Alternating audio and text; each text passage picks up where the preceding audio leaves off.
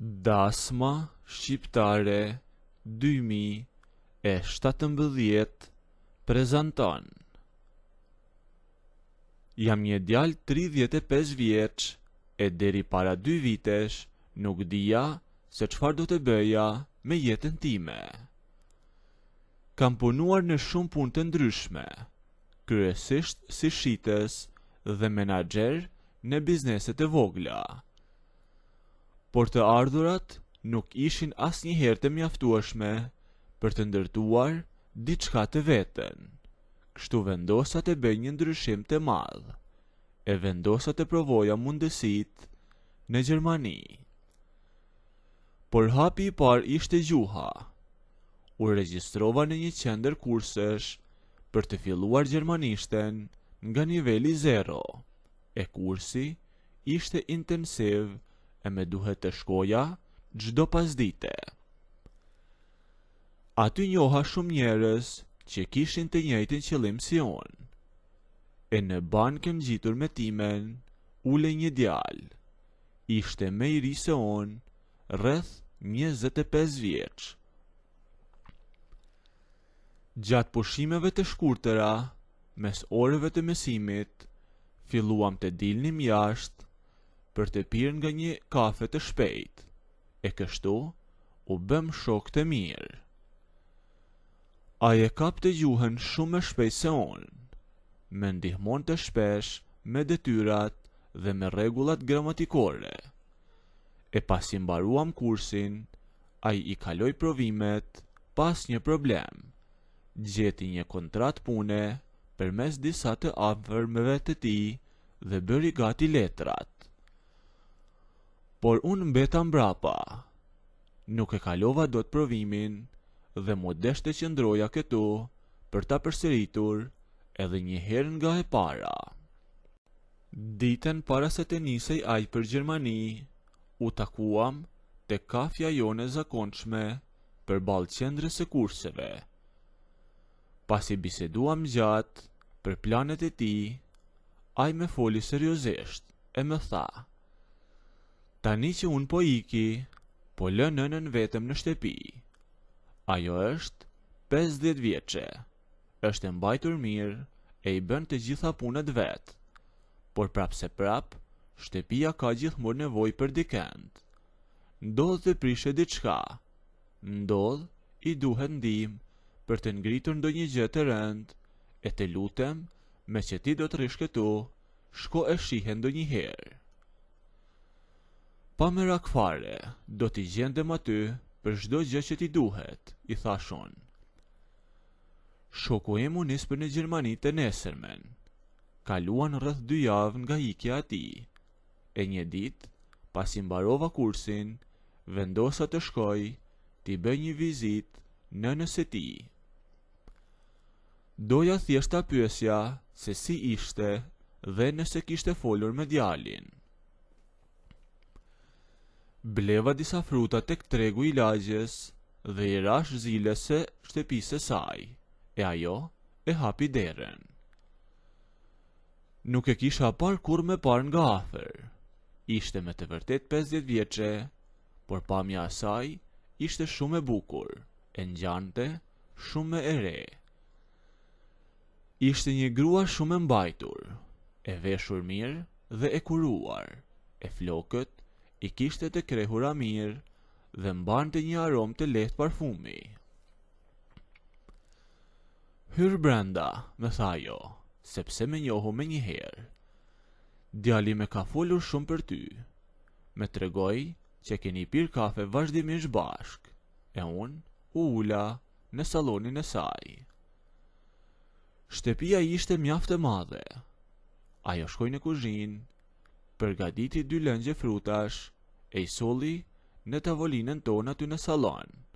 La tabakan mbi tavolinë, e unë mora goten time, e ndërsa ajo u ul në karrike. Bëm muhabet të gjata të ditë. Ajo fliste shumë natyrshem, ishte shumë e kulturuar, e me tregoi se ditët e para pa djalin në shtëpi i dukeshin shumë të zbrasta. Shumë vite më parë, Pasi burri i saj i la, djali kishte qenë e vetmja shoqëri për te, e tani ndihej shumë e vetmuar në atë shtëpi. I thash që të më telefononte për çdo gjë, e i lash numrin tim të telefonit, por ajo më tha, e kam, ma la djali para se të ikte. Në javët që kaluan, fillova të shkoja më shpesh. Në fillim, shkoja vetëm për kot, shkoja për të rregulluar ndonjë gjë, apo vetëm për të ndenjur me te, pasi me të vërtet, më rrihej me atë grua. Por pas një farë kohe, nuk kisha më nevojë të shkoja kot. Ajo me merrte vetë në telefon, më thoshte të shkoja të pinim kafe, sepse ishte mërzitur vetëm, e mua me pëlqente jashtëzakonisht shumë koha që kaloja me te.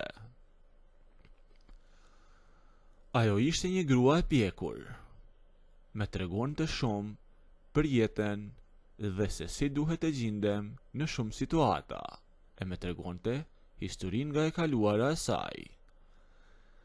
Biseda me te ishte e shtruar, nuk kishte asgjë të ngjashme me bisedat që bëja me shoqet e mia, e ajo me dëgjonte kur flisja për problemet e mia me kursin apo me punën, dhe me jepte gjithmonë këshilla që me vlenin shumë.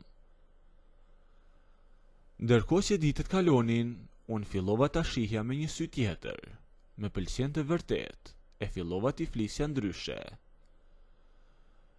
Nuk e gënjeja për asgjë, sa herë që i bëja komplimente për pamjen e saj, sepse me të vërtet ishte një grua shumë e lezetshme dhe tërheqëse. Herën e parë që i thashte dukej shumë bukur, ajo buzëqeshi e kaloi bisedën tek një temë tjetër, sikur nuk më kishte dëgjuar. Unë 35 vjeç e ajo 50 vjeçe, e për mua nuk ngjante ndonjë diferencë kush e di se çfarë. Për mua nuk ishte një diferencë e madhe. Një pasditë vonë shkova përsëri tek shtëpia e saj. E jashtë po binte një shi i lehtë. Ajo kishte bërë një embelsirë, e ulëm tek divani i saj në sallon, por këtë herë nuk u ul ajo në karrige përballë, por në të njëjtin divan me mua, vetëm se ishte pak më tutje. Ajo po me fliste për ca dokumente që duhet t'i dërgonte djalit me post, por në fakt unë s'po dëgjoja fare. Pse më shikon ashtu, me pyeti ajo.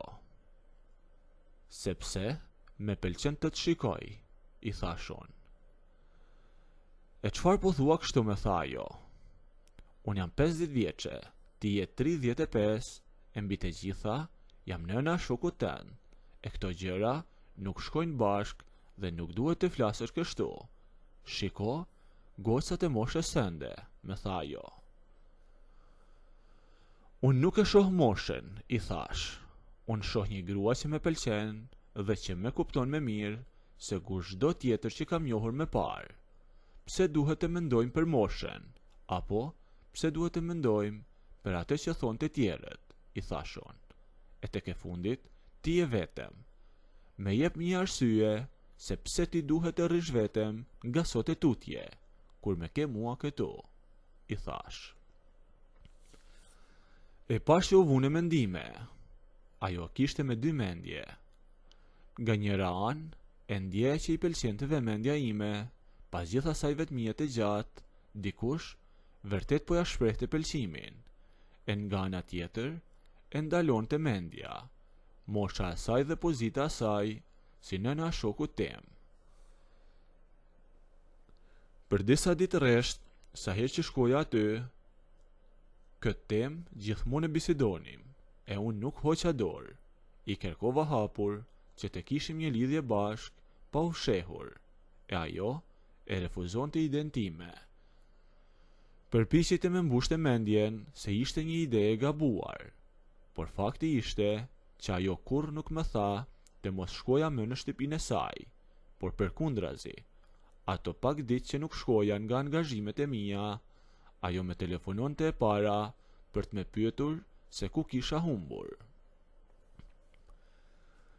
Kjo gjë ma siguroi që edhe ajo e donte të njëjtën gjë si unë, por i duhej pak më shumë kohë për ta pranuar, dhe ashtu ndodhi. Dje, pas mesdite, shkova sërish tek ajo. Kisha mbaruar provimin e radhës në kurs dhe doja t'i tregoja se e kisha kaluar. E kur hyra brenda në shtëpi, ishte një qetësi absolute. Televizorin e kishte të fikur. Ajo kishte veshur një fustan të thjeshtë të rehatshëm. E ulëm sërish bashk tek divani në sallon. Biseduam pak për provimin, pastaj biseda ndali, e ajo qëndroi pak në heshtje. Kam menduar shumë për ato që kemi folur këto ditë, më tha ajo. Por, edhe sikur unë të pranoj të lidhe me ty, ti e gati të kalosh provimet e gjermanishtes e do të ikesh edhe ti. E sa po të mësohem me ty, kam frikë se edhe ti do me lësh vetëm. Vetëm me prano, i thashon, sepse, po të kam ty këtu, unë nuk shkoj në Gjermani. Unë e di që nuk duhet ta vazhdojmë këtë gjë, është e gabuar, tha ajo. Ne duhet të jemi thjesht miq e të pim kafe si zakonisht. Por unë e dija se këto fjalë ajo po ja thoshte me shumë vetes se saj se sa mua, sepse nuk dinte si të reagonte ndryshe. Unë grita pak nga vendi ku isha ulur në divan, e ula pranë saj.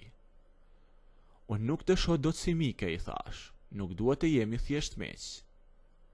Ajo hapi gojën të thoshte diçka, ndoshta për të përmendur sërish moshën apo djalin e saj, por nuk e lash, sepse ju ofrova shumë, e fillova që ta puthja. Ajo mbështet në divan. Unë ofrova akoma më tepër pasaj, e fillova ta puthja përsëri. Kësaj radhe, ajo i vendosi njërin dorë në faqen time, e me gishtet e saj po me lëdhaton të faqen, e i rreshqiti nga faqja deri tek buzët e mia, e pastaj me kapi gushen e me puthi buzët edhe ajo. Ja vendosa duart pas shpine, e shtrëngova fort, e fillova ta puthja me të vërtet, me shumë nëse doni të ndëgjoni historinë deri në fund, bëjni videon like, a nëse nuk doni, abonohuni ose bëjni subscribe.